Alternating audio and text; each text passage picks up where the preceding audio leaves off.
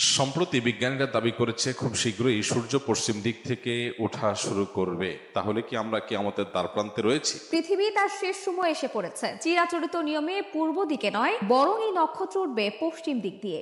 সূর্য পশ্চিম দিক থেকে ওঠার আশঙ্কা করছেন অনেক বিজ্ঞানীরা। অনেক টেলিভিশন চ্যানেলের রিপোর্ট আমরা দেখেছি। প্রথমত, অনেক সময় আমাদের দেশে এই জাতীয় রিপোর্টগুলোতে বলা হয় এক জিনিস, আর রিপোর্টে উপস্থাপন করা হয় এটাকে আরো ফুলিয়ে ফাঁপিয়ে দর্শক বা ভিউয়ার্স টানার জন্য আকর্ষণীয় করে চমকপ্রদ করে সেটাকে উপস্থাপন করা হয়। বাস্তবতা আসলে এই টাইপের না। এরকম হয় অনেক সময়। এখানে রিয়েল ঘটনা কি সেটা আমি জানি না। যদি ধরেও নেই যে রিপোর্ট যেভাবে করেছে সেভাবে, রিপোর্টটা আমি দেখেছি যে পশ্চিম দিক থেকে সূর্য ওঠার আশঙ্কা করা হচ্ছে, সেক্ষেত্রে সেটা যদি হয় তাহলে সেক্ষেত্রে পৃথিবীতে নানা রকমের বিশৃঙ্খল পরিস্থিতি দেখা দিবে, রোগবালাই, ঘরে ঘরে ক্যান্সার হয়ে যেতে পারে, ইত্যাদি ইত্যাদি অনেক আশঙ্কা বিজ্ঞানীরা করছেন। আমরা যখন কোরআন এবং হাদিসের ছাঁচে ফেলে এই গবেষণাকে মাপঝোপ করার চেষ্টা করি, তখন আমরা দেখতে পাই যে নবী করিম সাল্লাল্লাহু আলাইহি সাল্লাম কিয়ামতের আগে 10টি বিশেষ আলামত প্রকাশ পাওয়ার কথা বলেছেন, যেগুলোকে আলামাতুস সাআহ আল কুবরা বলা হয়েছে, অর্থাৎ কিয়ামতের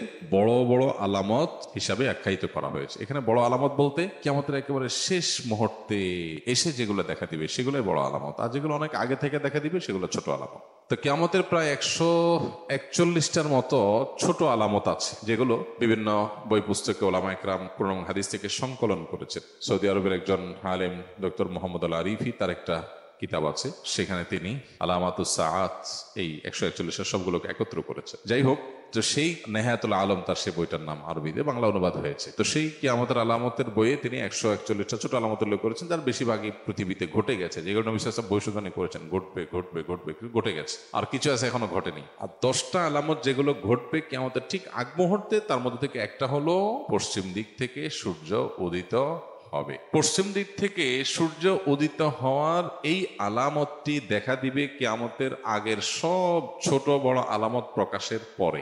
এরপর আর কিছু থাকবে। পশ্চিম দিকে যখন আপনার সূর্য উদিত হবে, তখন কেউ আর তওবা করে আল্লাহর পথে ফিরে আসলেও সেটা অ্যাকসেপ্টেবল হবে না, সেটা অ্যাকসেপ্টেড হবে না, এবং তারপরেই শুরু হবে মহাপ্রলয়, শেষ। এই যে তার আগে একটা দীর্ঘ রাত থাকবে, বিভিন্ন বিশুদ্ধ হাদিস দ্বারা, কোরআনের বিভিন্ন ভাষ্য দ্বারায় কিয়ামতের পূর্বে যা যা ঘটবে সেগুলো প্রমাণিত। সেই আলোকে আমরা বলতে পারি, যেহেতু কিয়ামতের ওই যে আলামতগুলো এখনো দেখা দেয়নি, ইমাম মাহদীর আবির্ভাব, ঈসা আলাইহিস সালামের আবির্ভাব, দাজ্জালের সাথে সংগ্রাম, ইয়াজুজ মাজুজের সাথে সংগ্রাম, আরো বহু বিষয় রয়েছে যেগুলো কিয়ামতের আগে ঘটবে। সর্বশেষ আলামত হবে এটি। তো সেই ছাঁচের সাথে আমরা মিলাইলে দেখি যে এটা যদি ঘটেও, বিজ্ঞানীদের এই গবেষণা যদি সত্য হয়, তাহলে কিয়ামতের আগে যে পশ্চিম দিকে সূর্য উদয় হওয়ার কথা হাদিসে বলা হয়েছে, এটি সেটা নিশ্চয়ই না। অর্থাৎ এরপরেও পৃথিবী টিকবে। এই পশ্চিম দিকে সূর্য উদিত হওয়ার পর পৃথিবী ধ্বংস হয়ে যাবে, এটা কোনোদিনই হবে না, যতক্ষণ পর্যন্ত হাদিসে ওই সমস্ত আলামতগুলো প্রকাশ না পাবে যেগুলোর পরে হাদিসে সতর্ক করা হয়েছে, সতর্কবাণী করা হয়েছে। এর আগে আপনারা দেখেছেন বিভিন্ন সময় বিজ্ঞানীরা গবেষণা বলেছেন, বিভিন্ন আপনার নক্ষত্র তাদের যে কক্ষপথে তাদের যে বিচরণ হয়ে থাকে, আল্লাহ সুবহানাহু ওয়া তাআলা কোরআনে কারীমে যে বলেছেন যে ওয়াশ-শামসু তাজরি লিমুস্তাকাররিন লাহা যালিকা তাকদীরুল আজিল আলীম ওয়াল কামারু কাদ্দারনাহা মানাজিলা। এই যে সৌর জগতে বিভিন্ন গ্রহ নক্ষত্র, আল্লাহর বিভিন্ন বড় বড় যে আপনার তারকারাজি রয়েছে, সৃষ্টি রয়েছে, এগুলো তাদের নির্দিষ্ট কক্ষপথে বিচরণ করে, আল্লাহ তাআলা এটা বলেছেন। এই যে বিচরণ করবার কথা বলা হয়েছে কোরআনে, সেখানে কোনটি বিভিন্ন সময় আপনারা শুনেছেন বিজ্ঞানীরা বলেছেন বিভিন্ন সময় যে কোন একটা নক্ষত্র আরেকটা নক্ষত্রের সাথে সংঘর্ষ হওয়ার সম্ভাবনা আছে, তাতে পৃথিবী শেষ হয়ে যাবে। আমরা অনেকে এই সমস্ত নিউজ দেখার পর মোটামুটি জমি জমা বিক্রি করে সব খেয়ে পরে মোটামুটি প্রস্তুত হয়ে গেছিলাম। কিন্তু একজন ইমানদার তিনি নিশ্চিতভাবে জানেন নবী করিম সাল্লাল্লাহু আলাইহি সাল্লাম মহাপ্রলয় হয়ে সৃষ্টি জগৎ শেষ হওয়ার যে ঘটনা ঘটবে তার আগে অনেকগুলো বিষয় বলেছেন, সেগুলো ঘটবে।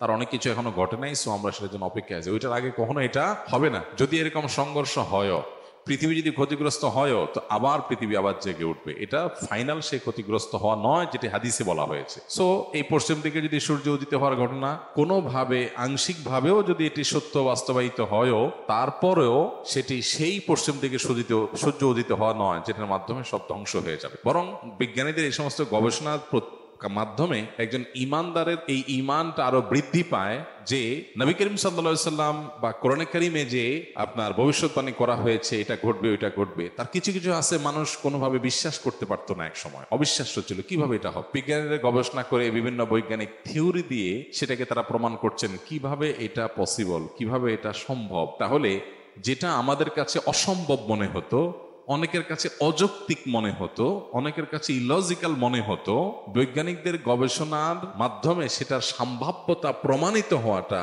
এটা আমাদের ইমানকে বাড়িয়ে দেয় যে আল্লাহ এবং তার রাসূল সাল্লাল্লাহু আলাইহি সাল্লাম যা বলেছেন আমাদের বুঝে আসতো না এটা কিভাবে হবে, কিন্তু দেখলাম যে পরে বিজ্ঞানীরা বিভিন্ন গবেষণা দ্বারা সেটার সম্ভাব্যতা প্রমাণ করেছেন। তখন আমরা আমাদের ইমানকে আরো বৃদ্ধি করি, আরো শানিত করি যে আলহামদুলিল্লাহ আমরা না বুঝেও ইমান আনি। কিন্তু আমার না বুঝে ইমান আনার মানে এই না যে আমি যে বিষয় প্রতি ইমান এনেছি এটা ইলজিক্যাল, লজিকটা আমার জানা নাই, পরে আবিষ্কার হয়েছে, কিন্তু আল্লাহ যা বলেছেন তার চেয়ে বড় কোনো লজিক হতে পারে না, সেটা আমার এখন বুঝে আসুক আর না আসুক। এখান থেকে বড় ইমান আরো আমাদের বৃদ্ধি হয়। তবে এটা সেই ঘটনা অবশ্যই না যেটি হাদিসে বলা হয়েছে, কারণ তার আগে আর অনেক কিছু ঘটার কথা বলা হয়েছে। কোন কোন ব্যক্তির নামাজ, কোন কোন ব্যক্তির নামাজ কখনো কবুল হবে না, এবং ওই সকল ব্যক্তির নামাজ কবুল হওয়ার জন্য কি ধরনের পদক্ষেপ নিতে হবে। কখনো নামাজ কবুল হবে না এইভাবে কোন হাদিসে বলা হয় নাই যে কখনো নামাজ কবুল হবে না, তবে জেনারেলি বলা আছে, হাদিসে যেটুকু আছে এটুকু আমরা বলতে পারি। যেমন একটা হাদিস রয়েছে, নবী সাল্লাল্লাহু আলাইহি ওয়াসাল্লাম বলেছেন লা তুকবালু সালাতুন মিন গায়রি তাহুর, পবিত্রতা অর্জন না হলে তার নামাজ হবে না। কেউ শীতকালে উযু করছে, এখানে শুকনা আছে, এদিকে শুকনা আছে, তার নামাজ হবে না। আবার